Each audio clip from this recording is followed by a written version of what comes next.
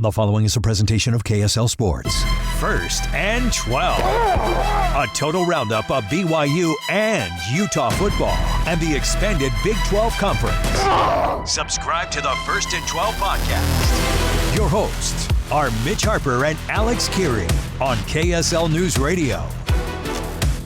All right, everybody, welcome back. It's another edition of First and 12 right here on KSL News Radio, 102.7 FM, 1160 AM. You can download the podcast wherever you find podcasts as well. Just search First and 12. You'll see our little graphic there, and then you click on it, and then you get all that you can handle when it comes to the Big 12, covering this conference. Now, Mitch, I mean, the thing that's been most interesting now is how is it going to shake out? How is everything going to look? And there are a lot of games for us to look at this week. There's a lot for all these teams to prove. Some are still playing some cupcake games. Some are playing that are of more importance, but we're going to keep our eyes on all of them. And let's dive into that schedule right now and what's next in the Big 12. The week ahead. Matchups that have us the most excited about the week to come in the Big 12. It's all Saturday slate in Big 12 action for week 2. No Thursday games? No Come Thursday, on. no Friday, no Monday. It was a loaded weekend for the holiday, but this is all Saturday action, so settle in from 10 a.m. to Big 12 After Dark. It's going to be loaded, and it starts off with a game you kind of talked about in hour number 1, Baylor at SMU, 10 a.m. on the CW. That's what you get in the ACC, I guess, going to CW.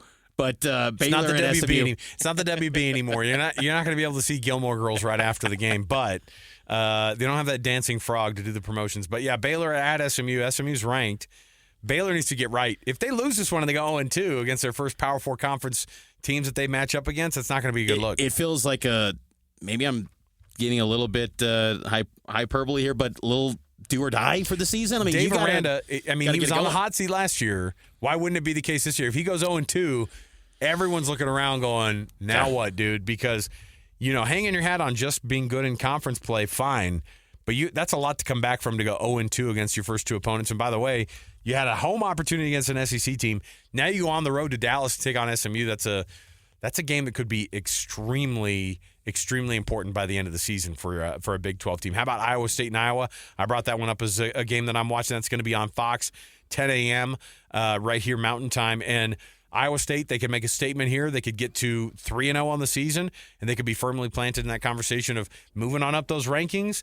You need teams higher up. No one's talking about Big 12 teams and jumping them up into the top 10. Not yet. You've got to figure out a couple of things before you can get some teams there. You've got a lot of work to do, and you got to have some of the teams lose in front of you, but it can't happen if you're not going to beat Iowa if you're Iowa State.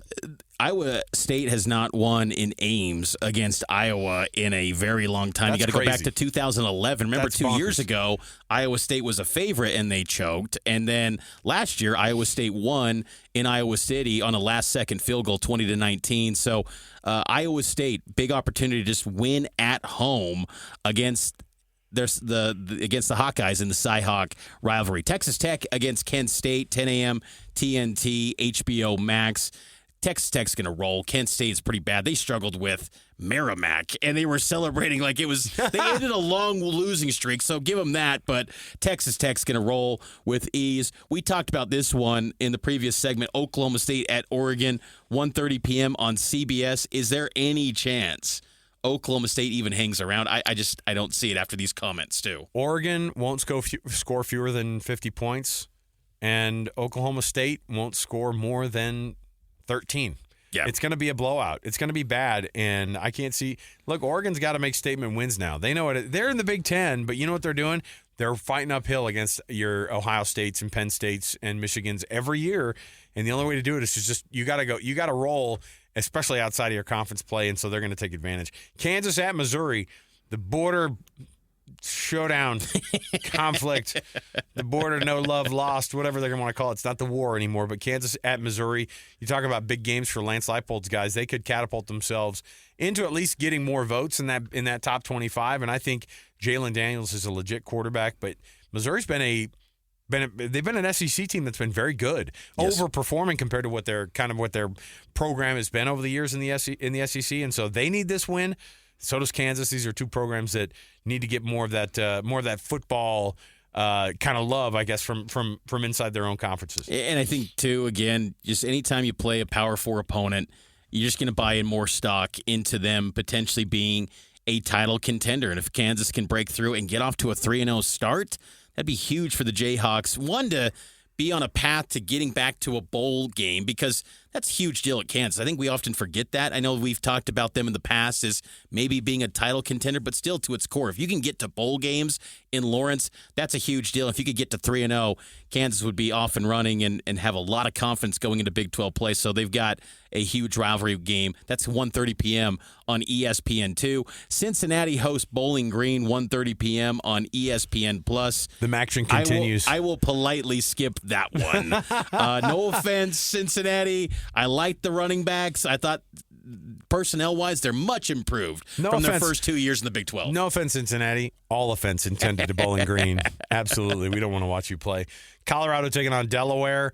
I'm assuming that game's going to be at Folsom Field, right? Yes. So I don't think the Bluebirds or whatever, the Blue Hens, they're not coming in and playing, or they're not hosting the Colorado Buffs. No. We'll see what happens this week. I think you're going to see Colorado get a lot of points, and probably get that win with ease at home. West Virginia goes to Ohio. What's this MAC back and forth that the Big 12 has at the beginning of the year? We gotta see that thing get blitzed if you're going to get taken seriously going forward. Yeah, Rich Rod is probably thinking, why on earth are we going to Ohio to play a road game? Those are just the things you got to do in the Big 12, where you got to schedule smart. The SEC for years, and honestly the Big 10 too, they schedule smart, where they're not creating opportunities to embarrass not only your team but the league. And for the Big 12, again, their margin for error is not as wide from a perception standpoint as the other leagues. So if West Virginia, it's the first game against an FBS team for Rich Rod. They better be locked in. I thought Nico Martial was pretty solid in week 1. He got the starting job at that quarterback spot, but 2 p.m. on ESPNU. Take care of business, West Virginia. It's weird to have to go to Ohio, like you said. Reminds me 2 years ago. BYU's going to East Carolina this year. That feels weird. I mean, Utah, I think, is taking a Greyhound bus out to Laramie this year. That feels these are poverty road trips. You don't need to be a part of this. You got to show people you're part of a big conference. Come on, man. Well, remember 2 years ago, Matt Campbell and Iowa State, they lost at Ohio, and Iowa State fans were ready to fire Matt Campbell for losing that game. So it's just one of those type of moments where if you win, so what? Everyone expected that. If you lose, gosh, the fan base is going to be fired up and angry. So got to take care of business if you're the Mountaineers. Utah has their home opener at Rice-Eccles, and Utah fans are riding high because they've got an offense finally. They're going to host Cal Poly, an FCS team, 4 p.m. on ESPN+. I would expect, one half of action for Dampier in the offense, and Utah gets to 2-0. They'll roll, and the big deal up there is going to be they're going to have inductees in the Ring of Honor this week again, and so Rice-Eccles can wake up and go, hey, let's get excited about this team in 2025, and they should be. I hope they get as many people to that game as possible. I don't want to see a bunch of people going, yeah, these are quote-unquote sellouts. Show up then. Let's go. Show up to these games and let's see this thing happen. Kansas State taking on Army. Army's going to try to bounce back. Kansas State has not proven anything yet. I could see either one of these teams losing, and everybody in their fan base is looking around going, what do we have going on here? Because if Army loses, they just lost to Tarleton State. And then could you imagine if Kansas State would have lost their FCS team against their FCS opponents? Be two teams facing off after losing the FCS teams. I mean, Kansas State almost lost that game at home against North Dakota, and so I think Army's got a lot to prove this week. Kansas State's better figure this thing out, man. Avery Johnson has been really good passing the football the last 2 weeks, but the defense last week was a mess, and that shocked me because I thought coming out of week 0, K-State's defense was going to be really good. And again, maybe I'm chalking it up to just travel, logistics, not taking that game serious, but that was concerning because, Chris Kleiman, they've kind of gotten the benefit of the doubt for years where always an 8-9 win football team. Don't take that for granted. They look like they're stumbling out of the gates. Houston at Rice, 5 p.m. on ESPN+. Then UCF versus North Carolina A&T, same time, ESPN+ as well. And then this one, Arizona State at Mississippi State, 5:30 p.m., ESPN2. Sun Devils wrecked the Bulldogs last year in Tempe. This year, Arizona State is going to Starkville, and Arizona State coach Kenny Dillingham talked about the differences between traveling to big cities and small towns. And I thought this was kind of relevant because in the Big 12, there are some small towns. This was Kenny Dillingham on preparing travel for Starkville. So interesting is now that we play in a lot smaller towns, we play further away from stadiums, our road games. So we stay about an hour and 20, hour and 15 minutes away from the stadium this week. because that's the nearest hotel that's not a casino to stay at. No, it's the truth. That's some teams stay at the casino. That wasn't even a joke. But it's just the nearest hotel.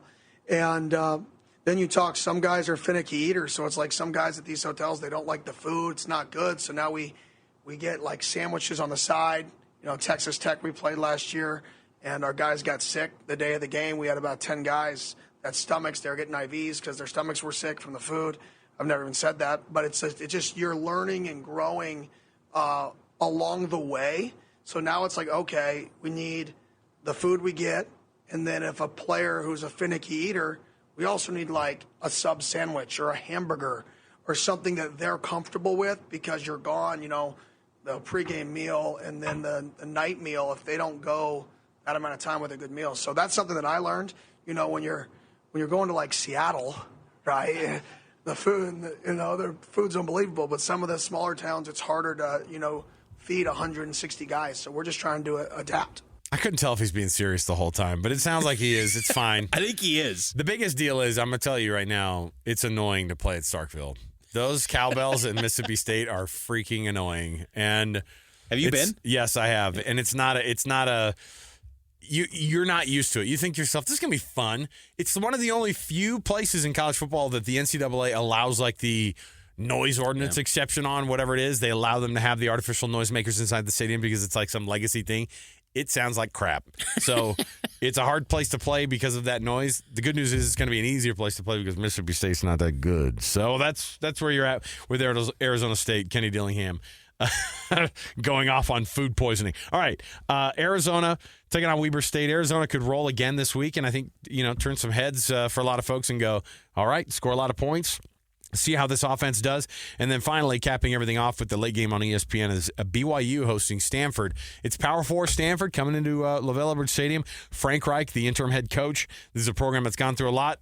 It's a program that's had to give up some guys to BYU across the field to them. So it's going to be an interesting matchup. I think BYU, they have an opportunity. They could just level up a little bit, go, hey, here's the opponent from the week one. It's a little bit more easygoing. Week two, step into that next, a little bit harder, task, but still put it on these guys. And then you get yourself ready for East Carolina, which I think is going to be the toughest of the three out-of-conference games for BYU this year. Fitting that you said capping off because, you know, Captain Andrew Luck is going to be probably there at the game, I would imagine. Dearest mother, getting ready for a trip to Utah. But BYU, I would expect, should win comfortably, but we'll get to those picks coming up on the other side. It's 1st and 12. We'll give you our game-by-game picks in the week in the Big 12 for Week 2. It's Mitch Harper and Alex Kirry here on KSL News Radio.